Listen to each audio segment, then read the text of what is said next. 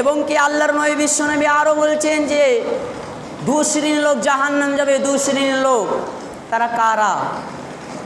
আল্লাহ তাবারক ওয়া তাআলা বলছেন, দেখেন, বিসমিল্লাহির রহমানির রহিম।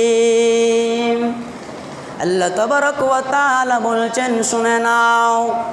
আল্লাহর নবী বিশ্বনবী বলছেন, শুনে নাও, দু শ্রেণীর লোক জাহান্নাম যাবে, আমি বিশ্বনবী তাদেরকে দেখি নাই। নিসাউন কাসিয়াতুন আরিয়াতুন মুমিলাতুন মাইলাতুন, দু শ্রেণীর লোক জাহান্নাম যাবে, আমি বিশ্বনবী তাদেরকে দেখি নাই। তারা কারা? এক শ্রেণীর লোক, শুনে নাও, শুনে নাও, শুনে নাও, যাদের হাতে পৃথিবীতে লাঠি থাকবে, লাঠি দিয়ে মানুষদেরকে পিটাবে, এরা জাহান্নামে যাবে, এরা জান্নাতে যাবে না, পাবে না, যাবে না।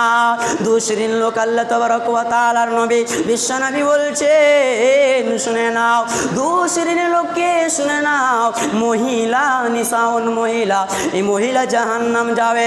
আল্লাহর নবীকে জিজ্ঞাসা করা হলো, ইয়া রাসূলুল্লাহ, তাদের চলন, তাদের বলন কেমন হবে?